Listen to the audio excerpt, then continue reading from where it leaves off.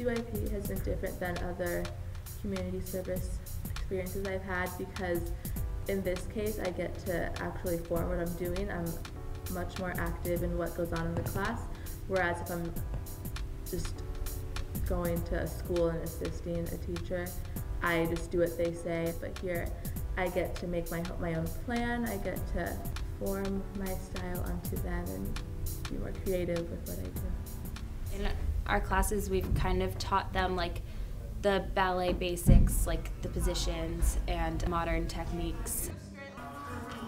So you want to show it this way so everyone can see it.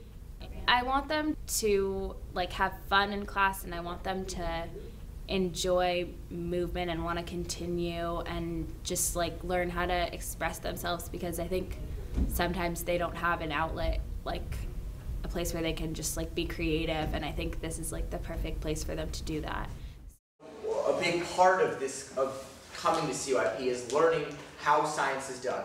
We're trying to teach lessons, but a big part of you guys doing the experiments is that you see how scientists really do science by experimentation, observations. You know, these are things that scientists do all the time. Today we talked about different states of matter and kind of the differences between solids and liquids and gases.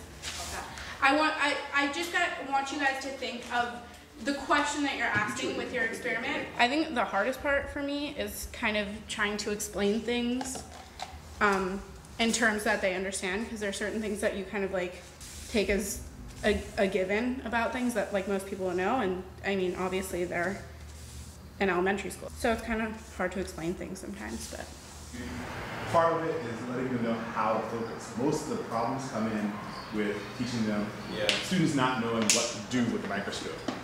I wanted to be a doctor for a really long time, but it's not. And just recently, I've been thinking about teaching.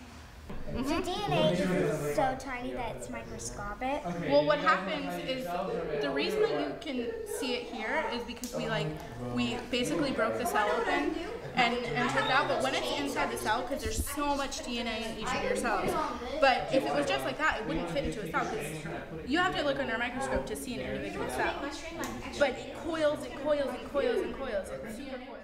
1, 2, 1, 2, 3, 4.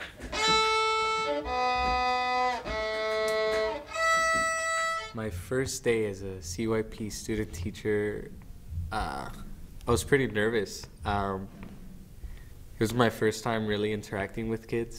So it's gonna be like One chord.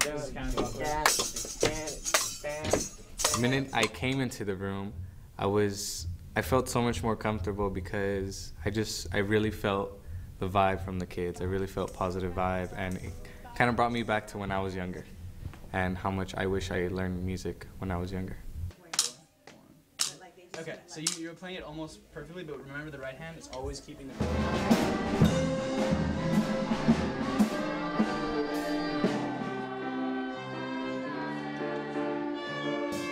So in the key of C, there are no flats and no sharps. In the key of C, no flats and no sharps.